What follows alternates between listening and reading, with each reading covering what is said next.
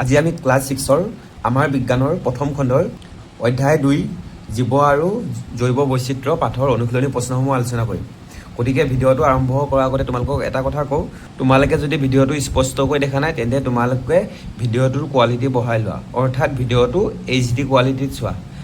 যদি তোমালোকে video' HD কোৱালিটিত চাব নাজানা মোক কমেণ্টত কৈ দিবা, ইয়াৰ পাছৰ ভিডিঅ'টোত মই ধুনীয়াকৈ দেখুৱাই দিম কেনেকৈ HD কোৱালিটিত চায়। তোমালোকে এই চেনেলটোত ক্লাছ 6, 7, 8ৰ সকলো কিতাপৰ প্ৰশ্ন উত্তৰ পাই যাবা। মানে মই সকলো কিতাপৰ প্ৰশ্ন উত্তৰ কৰি দিওঁ, গতিকে তোমালোকে চেনেলটো ছাবস্ক্ৰাইব কৰি ল'বা, তোমালোকৰ বহুত হেল্প হ'ব। এতিয়া আহা আমি অনুশীলনী প্ৰশ্নসমূহ আৰম্ভ কৰোঁ। এতিয়া অনুশীলনী প্ৰশ্ন উত্তৰ 1 নম্বৰটো চোৱা, শুদ্ধ উত্তৰৰ গোলটো সম্পূৰ্ণকৈ পূৰ কৰা। নম্বৰত দিয়া আছে উদ্ভিদৰ তলৰ কোনটো প্ৰক্ৰিয়াত পখিলাই উদ্ভিদক সহায় কৰে। নম্বৰত দিয়া আছে অভিযোজন, বি নম্বৰত দিয়া আছে খাদ্য প্ৰস্তুতকৰণ, চি নম্বৰত দিয়া আছে প্ৰজনন, ডি নম্বৰত দিয়া আছে শ্বাস প্ৰশ্বাস। গতিকে ইয়াৰ শুদ্ধ উত্তৰটো হ'ব প্ৰজনন, চিটো গোল কৰিবা তোমালোকে।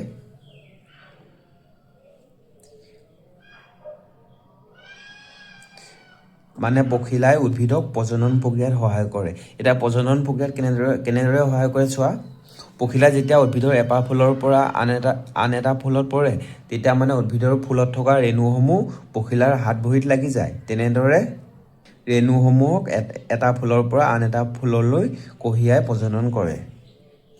এতিয়া 2 নম্বৰটো চোৱা, ডালিম গছ এবিধ। নম্বৰত দিয়া আছে বৃক্ষ, বি নম্বৰত দিয়া আছে গুল্ম, চি নম্বৰত দিয়া আছে তৃণ, ডি নম্বৰত দিয়া আছে আৰোহী লতা। গতিকে শুদ্ধ উত্তৰটো হ'ব গুল্ম, কাৰণ ডালিম গছজোপা বেছি ডাঙৰ গছ নহয়, সৰু জাতীয়, সেইকাৰণে গুল্ম হ'ব। এতিয়া বৃক্ষ গছ বুলি ক'লে আম গছ, কঁঠাল গছ, আহঁত গছ আদি বৃক্ষজাতীয় হ'ব। চি নম্বৰত আছে চোৱা তৃণ। এতিয়া তৃণজাতীয় বুলি ক'লে ঘাঁহ বন, এইসমূহ হ'ব তৃণজাতীয়। আৰু ডি নম্বৰত আছে আৰোহী লতা। এতিয়া আৰোহী লতা বুলি ক'লে পাণ গছ, জাতিলাও গছ, ৰঙালাও গছ আদি হ'ব লতাজাতীয়। গতিকে ডালিম গছ হ'ব গুল্মজাতীয়। গতিকে বিটো গোল কৰিবা। 3 নম্বৰটো চোৱা, তলৰ কোনবিধ জলজ উদ্ভিদ নহয়। নম্বৰত দিয়া আছে পদুম। প্ৰশ্নটো ভালকৈ পঢ়িবা আকৌ, তলৰ কোনবিধ জলজ উদ্ভিদ নহয় বুলি কৈছে, চাবা আকৌ। নম্বৰত দিয়া আছে পদুম, বি নম্বৰত খৰিকাজাই, 3 নম্বৰত দিয়া আছে পনি, ডি নম্বৰত দিয়া আছে ভেট। গতিকে নম্বৰত দিয়া আছে পদুম এবিধ জলজ উদ্ভিদ হয়, গতিকে এইটো ভুল। চি নম্বৰত দিয়া আছে পুনিও জলজ উদ্ভিদ হয়, গতিকে এইটোও ভুল নহয়। ডি নম্বৰত দিয়া আছে ভেট। এতিয়া ভেট ফুলো হৈছে জলজ উদ্ভিদ, গতিকে ইয়াৰ শুদ্ধ উত্তৰ হ'ব বিটো খৰিকাজাই, মানে খৰিকাজাই জলজ উদ্ভিদ নহয়। গতিকে বিটো গোল কৰিবা। তাৰপিছত 4 নম্বৰটো চোৱা, চৰাইৰ ডেউকা হ'ল। এত দিয়া আছে পাখি ৰূপান্তৰ, বিত দিয়া আছে আগঠেঙৰ ৰূপান্তৰ, চিত দিয়া আছে পিছ ঠেঙৰ ৰূপান্তৰ, ডিত দিয়া আছে এ আৰু বি দুটাই। গতিকে ইয়াৰ শুদ্ধ উত্তৰ হ'ব বিটো আগঠেঙৰ ৰূপান্তৰ। গতিকে বিটো গোল কৰিবা।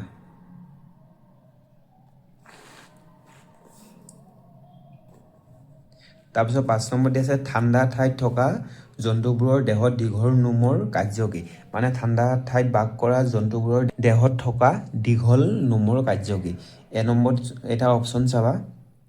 নম্বৰত দিয়া আছে ই দেহক তাপৰ পৰা সুৰক্ষা দিয়ে, বি নম্বৰত দিয়া আছে ই দেহক বৰষুণৰ পৰা সুৰক্ষা দিয়ে, চি নম্বৰত দিয়া আছে ই দেহক শীতলৰ প্ৰকোপৰ পৰা সুৰক্ষা দিয়ে, ডি নম্বৰত দিয়া আছে ই দেহক আঘাতৰ পৰা সুৰক্ষা দিয়ে। গতিকে যিহেতু ঠাণ্ডা ঠাইত কৈছে, আমি জানো যে ঠাণ্ডা বেছি, গতিকে শুদ্ধ উত্তৰ হ'ব চিটো, ই দেহক শীতৰ প্ৰকোপৰ পৰা সুৰক্ষা দিয়ে। মানে দীঘল নোমে ঠাণ্ডা ঠাইত জীৱ জন্তুসমূহ দেহক শীতৰ প্ৰকোপৰ পৰা, মানে ঠাণ্ডাৰ প্ৰকোপৰ পৰা সুৰক্ষা দিয়ে। গতিকে শুদ্ধ উত্তৰ চিটো গোল কৰিবা।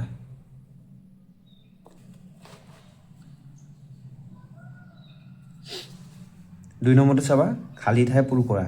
নম্বৰত দিয়া আছে বীজপত্ৰৰ ভিতৰত থাকে। এতিয়া বীজপত্ৰখন কিয় থাকিব, গুটিৰ ভিতৰত থাকিব। গুটি মানে হৈছে ফলৰ যোনটো গুটি, অৰ্থাৎ আমি বীজ বুলি কওঁ, যাক আমি বীজ বুলি কওঁ। গতিকে খালী ঠাই লিখিবা বীজ, মানে বীজপত্ৰ, খালী ঠাই লিখিবা বীজপত্ৰ বীজৰ ভিতৰত থাকে। 2 নম্বৰটো চোৱা, জালৰ দৰে হীৰাবিন্যাস উদ্ভিদৰ চৰিত্ৰ। গতিকে খালী ঠাই লিখিবা ডি বীজপত্ৰী। গতিকে 2 নম্বৰটোৰ খালী ঠাই লিখিবা ডি বীজপত্ৰী। মই পাছফালে লিখি দিছোঁ চোৱা, মানে মাজত জেগা নোজোৰে এইকণত খালী ঠাইত, সেইকাৰণে পাছফালে লিখি দিছোঁ দ্বিবীজপত্ৰী।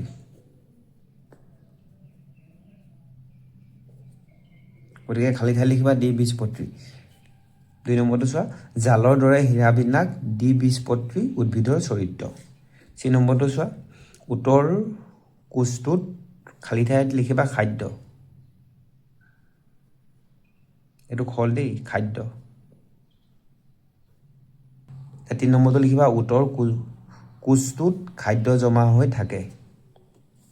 4 নম্বৰটো চোৱা, পৰ্বতীয়া অঞ্চলৰ গছৰ আকৃতিৰ দৰে হয়। তাৰ খালী ঠাই লিখিবা পৰ্বতীয়া অঞ্চলৰ গছৰ আকৃতি শংকুৰ দৰে হয়। শংকুৰ দৰে, শংকুৰ মানে এতিয়া চাবাচোন পৰ্বতীয়া অঞ্চলৰ গছৰ আকৃতি শংকুৰ দৰে হয়। শংকুৰ মানে এনেকৈ দিয়ে, তোমালোকে জানা এনেকৈ জোঙা জোঙা হয়, দীঘল দীঘল, এনেকৈ দীঘল দীঘল জোঙা জোঙা হয়, এনেকৈ শংকুটোৰ আকৃতিৰ হয় মানে এনেকৈ। এতিয়া 5 নম্বৰটো চোৱা, সুফলা হাড় এক চৰিত্ৰ। গতিকে খালী ঠাই লিখিবা চৰাই লিখিবা, চৰাই বা পক্ষী লিখিলে হ'ল। সুফলা হাড় চৰাইৰ এক চৰিত্ৰ। এতিয়া 3 নম্বৰ প্ৰশ্নটো চোৱা, চুটি উত্তৰ লিখা। তোমালোকৰ পৰীক্ষাত ইয়াৰ পৰা 2 বা 3 নম্বৰৰ প্ৰশ্ন আহিব। গতিকে উত্তৰটো মই 2 বা 3 নম্বৰ হোৱাকৈ লিখি দিছোঁ। 1 নম্বৰটো চোৱা, আৱাসস্থল কাক বোলে? উত্তৰত লিখিবা জীৱই স্বাভাৱিকভাৱে যি ঠাইত বাস কৰিব পাৰে সেই ঠাইকে জীৱবিধৰ আৱাসস্থল বুলি কোৱা হয়। মানে জীৱই স্বাভাৱিকভাৱে অৰ্থাৎ সাধাৰণভাৱে যি ঠাইত বাস কৰিব পাৰে সেই ঠাইকে জীৱবিধৰ আৱাসস্থল বুলি কোৱা হয়। তাৰপিছত চাবা, আৱাসস্থলৰ পৰাই জীৱই খাদ্য আহৰণ কৰে আৰু নিজৰ বংশবৃদ্ধি ঘটায়। অৰ্থাৎ সেই আৱাসস্থলৰ পৰাই জীৱই খাদ্য আহৰণ কৰে আৰু বংশবৃদ্ধি ঘটায়। উদাহৰণস্বৰূপে জলজ প্ৰাণীৰ আৱাসস্থল হৈছে নদী বা পুখুৰী।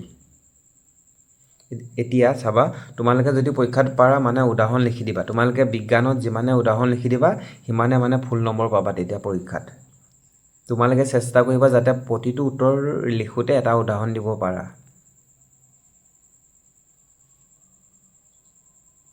2 নম্বৰ প্ৰশ্নটো চোৱা, জৈৱ বৈচিত্ৰ্য মানে কি? এতিয়া উত্তৰ চাবা, আমাৰ পৃথিৱীখনত থকা বিভিন্ন ধৰণৰ জীৱৰ সমষ্টিক জৈৱ বৈচিত্ৰ্যতা বুলি কোৱা হয়। এতিয়া বিভিন্ন জীৱৰ সমষ্টি মানে উদ্ভিদ, প্ৰাণী, জীৱ-জন্তু, বাঘ, হাতী, মাছ আদি সকলো জীৱৰ সমষ্টিক জৈৱ বৈচিত্ৰ্যতা বুলি কোৱা হয়। এতিয়া উদাহৰণ চাবা, উদ্ভিদৰ বিভিন্ন প্ৰজাতি যেনে বাঁহ, ডালিম, আম, কঁঠাল গছ, জামু গছ, মানে যিকোনো উদাহৰণ দি দিব পাৰা। ঠিক তেনেদৰে লিখিবা প্ৰাণীৰ বিভিন্ন প্ৰজাতি যেনে বাঘ, হাতী, মাছ, চৰাই ইত্যাদি। এনেকৈ লিখিলে হৈ যাব। যিহেতু তোমালোকৰ এই প্ৰশ্নকেইটা 2 বা 3 নম্বৰ আহিব, গতিকে 2 বা 3 নম্বৰ হোৱাকৈ মই উত্তৰটো লিখি দিছোঁ।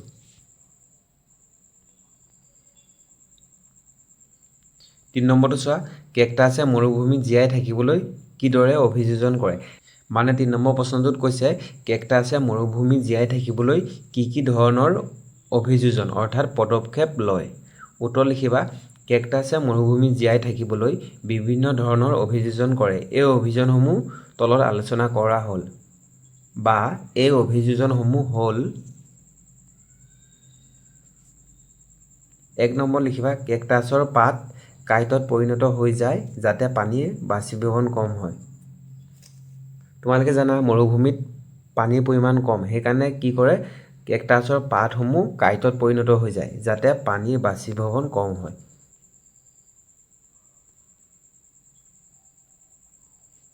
2 নম্বৰ চাবা, কেকটাছৰ দাঁতিটো হালুক সংশ্লেষণ কৰে আৰু ই পানী সংৰক্ষণ কৰে। মানে কেকটাছ গছজোপাৰ দাঁতিটোৱে হালুক সংশ্লেষণ কৰে আৰু ই পানী সংৰক্ষণ কৰে।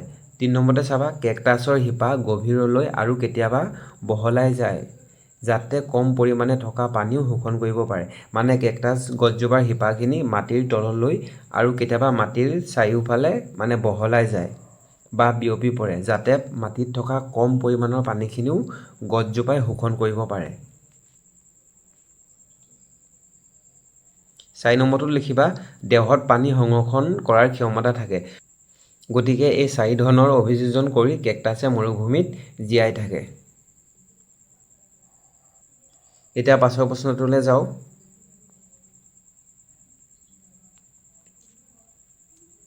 চাৰি নম্বৰটো চোৱা, জীৱৰ তিনিটা সাধাৰণ বৈশিষ্ট্য লিখা। মানে জীৱৰ তিনিটা সাধাৰণ বৈশিষ্ট্য লিখিব লাগে। সাধাৰণ বৈশিষ্ট্য মানে আমি এনেকুৱা বৈশিষ্ট্য লিখিব লাগিব যাতে প্ৰতিটো জীৱৰ সেই বৈশিষ্ট্যসমূহ মানে একেধৰণৰ হয়। উত্তৰ চোৱা, জীৱৰ তিনিটা সাধাৰণ বৈশিষ্ট্য হ'ল, 1 নম্বৰ লিখিবা, সকলো জীৱই নিজৰ প্ৰজাতি সংৰক্ষণৰ বাবে সন্তান জন্ম দিয়ে। বা তোমালোকে 1 নম্বৰ এনেধৰণে লিখিব পাৰা, সকলো জীৱই প্ৰজনন কৰে। তাৰপিছত 2 নম্বৰটো চাবা, জীৱই তাপ, পোহৰ, শব্দ, স্পৰ্শ আদি বাহ্যিক উত্তেজনাৰ প্ৰতি প্ৰতিক্ৰিয়া জনায়। মানে প্ৰতিটো জীৱই পোহৰ, শব্দ, স্পৰ্শ আদি বাহ্যিক উত্তেজনাৰ প্ৰতি প্ৰতিক্ৰিয়া জনায়। এতিয়া উদাহৰণস্বৰূপে চাবা, তুমি যদি কুকুৰ বা গৰু এটাৰ ওচৰত ডাঙৰ শব্দ এটা কৰা বা গৰুটোক চুই দিয়া, স্পৰ্শ কৰা, তেতিয়া গৰুটোৱে মানে প্ৰতিক্ৰিয়া জনায় বা প্ৰতিক্ৰিয়া দেখুৱায়। 3 নম্বৰটো চোৱা, সকলো জীৱৰ বৃদ্ধি আৰু বিকাশ হয়। মানে সকলো জীৱই ওখ, শকত, চাপৰ আদি হয়। এতিয়া 5 নম্বৰ প্ৰশ্নটো চাবা, সমান্তৰাল হীৰাবিন্যাস থকা 3বিধ পাতৰ উদাহৰণ দিয়া। এতিয়া চাবা, সমান্তৰাল হীৰাবিন্যাস মানে কি? গছৰ পাতত থকা মানে হীৰাসমূহ পোন পোন এনেকুৱা ধৰণৰ পোন পোন হ'ব লাগিব। যেনে আমি যদি চাওঁ কচু গছৰ বা ধান গছৰ বা কলগছৰ হীৰাসমূহ চাবাচোন, তেনেধৰণৰ পোন পোন। এটা উত্তৰ লিখিবা, সমান্তৰাল হীৰাবিন্যাস থকা 3বিধ পাতৰ উদাহৰণ হ'ল, 1 নম্বৰ লিখিবা ধান গছৰ পাত, 2 নম্বৰ লিখিবা কচু গছৰ পাত, 3 নম্বৰতে লিখিবা কলগছৰ পাত। গতিকে এতিয়া পাছৰ প্ৰশ্নটো চাওঁ। 6 নম্বৰ প্ৰশ্নটো চোৱা, জৈৱ বৈচিত্ৰ্যৰ গুৰুত্ব লিখা। এই প্ৰশ্নটো বহুত গুৰুত্বপূৰ্ণ, অৰ্থাৎ ইম্পৰ্টেণ্ট হয়, এইটো তোমালোকৰ পৰীক্ষাত আহে। গতিকে উত্তৰটো ভালকৈ লিখি ল'বা। উত্তৰ চোৱা, জৈৱ বৈচিত্ৰ্য হৈছে আমাৰ পৃথিৱীখনত থকা বিভিন্ন ধৰণৰ জীৱৰ সমষ্টি। এতিয়া জৈৱ বৈচিত্ৰ্যৰ গুৰুত্বৰ তলত আলোচনা কৰা হ'ল। এই গুৰুত্বসমূহ তলত মই পইণ্ট হিচাপে লিখি লৈছোঁ। 1 নম্বৰ, 2 নম্বৰ, 3টা পইণ্ট লিখিছোঁ। তোমালোকে পৰীক্ষাত এই 3টা পইণ্ট লিখিলে 3 নম্বৰ পাই যাবা। গতিকে 1 নম্বৰ পইণ্টটো চোৱা, জৈৱ বৈচিত্ৰ্যই আমাৰ পৃথিৱীৰ ভাৰসাম্য ৰক্ষা কৰে। 2 নম্বৰ পইণ্টটো চোৱা, জৈৱ বৈচিত্ৰ্যই আমাক ফল মূল তথা খাদ্য যোগান ধৰে। 3 নম্বৰ পইণ্টটো চোৱা, জৈৱ বৈচিত্ৰ্যই আমাক উশাহ নিশাহ ল'বলৈ অক্সিজেন যোগান ধৰে। গতিকে তোমালোকে এই 3টা পইণ্ট লিখি দিবা। যদি তোমালোকৰ পৰীক্ষাত আহে জৈৱ বৈচিত্ৰ্যতাৰ গুৰুত্ব লিখা, তেন্তে তোমালোকে এই 3টা পইণ্ট লিখি দিবা। 6 নম্বৰ প্ৰশ্নটো চোৱা, চৰাইৰ জৈৱ বৈচিত্ৰ্যৰ এক প্ৰয়োজনীয় অংশ ব্যাখ্যা কৰিব লাগে। উত্তৰ চাবা, চৰাইৰ জৈৱ বৈচিত্ৰ্যৰ এক প্ৰয়োজনীয় অংশ। কিছুমান চৰাইয়ে গছৰ ফল খায়। ফলৰ গুটিটো মলৰ লগত ওলাই আন ঠাইত পৰে। গুটিৰ পৰা গছ হয়। তাৰপিছত চাবা, এইদৰে গছ-গছনিৰ সংখ্যা বাঢ়ে আৰু অৰণ্য বিস্তাৰণত সহায় কৰে। মানে কিছুমান চৰাই চাবা গছৰ ফল মূল খায় আৰু সেই ফলৰ গুটিসমূহ চৰাইৰ মলৰ লগত ওলাই আন ঠাইত পৰে আৰু সেই ঠাইত নতুন মানে উদ্ভিদৰ বা গছৰ সৃষ্টি হয়।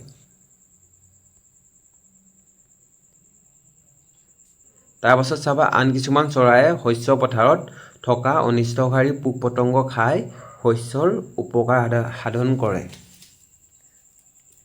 মানে আন কিছুমান চৰাইয়ে মানে ধান খেতি হওক বা বিভিন্ন শস্য পথাৰত থকা অনিষ্টকাৰী পোক-পতংগসমূহ খাই শস্যৰ উপকাৰ সাধন কৰে। গতিকে তোমালোকে ইয়ালৈকে লিখিলে হৈ যাব। এতিয়া আমি অনুশীলনীৰ শেষৰ প্ৰশ্ন 4 নম্বৰটো চাম। এতিয়া আমি শেষৰ প্ৰশ্নটো কৰিম। 4 নম্বৰটো শুদ্ধ নে অশুদ্ধ লিখা। তাৰ আগতে যদি তোমালোকে ভিডিঅ'টো ভাল পাইছা, প্লিজ লাইক এটা কৰিবা। নম্বৰত দিয়া আছে, সকলোবোৰ পতংগই আমাৰ বাবে অপকাৰী। এইটো অশুদ্ধ লিখিবা। মই পূৰণচিন দিছোঁ, তোমালোকে অশুদ্ধ বুলি লিখি ল'বা। পূৰণচিন দি দিছোঁ মানে। সকলোবোৰ পতংগই আমাৰ বাবে অপকাৰী, এইটো অশুদ্ধ। কাৰণ সকলোবোৰ পতংগ আমাৰ বাবে অপকাৰী নহয়। কিছুমান পতংগ আছে আমাৰ বাবে অপকাৰী আৰু কিছুমান পতংগ আছে অপকাৰী। গতিকে নম্বৰটো অশুদ্ধ লিখিবা। মই পূৰণচিন দি দিলোঁ, অশুদ্ধ লিখি ল'বা তোমালোকে। আকাৰডাল নিদিবা, ফটকৈ দি দিলোঁ। 2 নম্বৰটো চোৱা, চৰাইয়ে অৰণ্য বিস্তাৰণত সহায় কৰে। এইটো শুদ্ধ লিখিবা। 2 নম্বৰটো শুদ্ধ। এতিয়া চোৱা, চৰাইয়ে অৰণ্য বিস্তাৰণত সহায় কৰে। কেনেদৰে কৰে চোৱা, চৰাইয়ে গছৰ ফল মূল খায় আৰু সেই ফল মূল আৰু সেই ফল মূলবোৰত থকা গুটিসমূহ চৰাইৰ মলৰ লগত ওলাই যায় আৰু সেই মলসমূহ যি ঠাইত পৰে আকৌ সেই ঠাইতে নতুন উদ্ভিদৰ সৃষ্টি হয়। এনেদৰে মানে চৰাইয়ে অৰণ্য বিস্তাৰণত সহায় কৰে।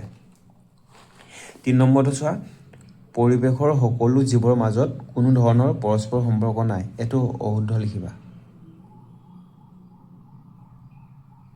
কাৰণ পৰিৱেশৰ সকলো জীৱৰ মাজত মানে পৰস্পৰ সম্পৰ্ক আছে। এতিয়া সম্পৰ্কটো কেনেধৰণৰ তোমালোকে জানাই। যেনে মই জাষ্ট সৰু এটা এক্সাম্পল দি দিছোঁ। যেনে পোক পতংগই ঘাঁহ বন খায়, সেই পোক পতংগক ভেকুলীক খায়, আকৌ সেই ভেকুলীটোক সাপে খায়, সাপক আকৌ ঈগলে খায়। গতিকে আমি এনেদৰে চালোঁ যে পৰিৱেশৰ সকলো জীৱৰ মাজত পৰস্পৰ সম্পৰ্ক আছে, কাৰণ পৰিৱেশৰ প্ৰতিটো জীৱ এটাই আনটোৰ খাদ্য। ৪ নম্বৰত দিয়া আছে জৈৱ বৈচিত্ৰ্যৰ অৱক্ষয়ে পৰিৱেশক প্ৰভাৱ পেলায়। এইটো শুদ্ধ লিখিবা।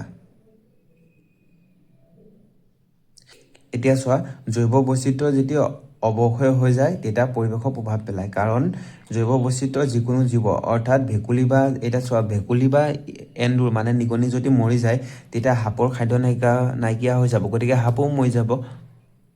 গতিকে সাপটো মৰি যাব। আকৌ সাপটো মৰি যোৱাৰ লগে লগে আকৌ সাপক কোনে খায়? ঈগলে। তেতিয়া ঈগলো মৰি যাব। গতিকে জৈৱ বৈচিত্ৰ্যৰ অৱক্ষয়ে পৰিৱেশত প্ৰভাৱ পেলায়। ৫ নম্বৰটো চোৱা, অতিপাত ঠাণ্ডা ঠাইত কোনো জীৱই জীয়াই থাকিব নোৱাৰে। এইটো অশুদ্ধ লিখিবা। কাৰণ চোৱা, অতিপাত ঠাণ্ডা ঠাইত কোনো জীৱই জীয়াই থাকিব নোৱাৰে নহয়। অতিপাত ঠাণ্ডা ঠাইত কিছুমান জীৱই জীয়াই থাকে। যেনে ঠাণ্ডা ঠাইত থকা জীৱসমূহ ঠাণ্ডা ঠাইত মানে মেৰু অঞ্চল, যেনে বগা ভালুক আছে, পেংগুইন আছে। গতিকে ৫ নম্বৰটো অশুদ্ধ লিখিবা। তোমালোকৰ এই চেপ্টাৰটোৰ অনুশীলনী প্ৰশ্নসমূহ ইমানতে শেষ হ'ল। গতিকে যদি ভিডিঅ'টো ভাল লাগিলে প্লিজ লাইক এটা কৰিবা আৰু তোমাৰ যদি লগৰ বন্ধু বান্ধৱী আছে তেওঁলোকলৈ শ্বেয়াৰ কৰি দিবা। চেনেলটো ছাবস্ক্ৰাইব কৰি ল'বা যাতে তোমালোকে পৰীক্ষাৰ সময়ত মোৰ ভিডিঅ'সমূহ চাব পাৰা। Thank U.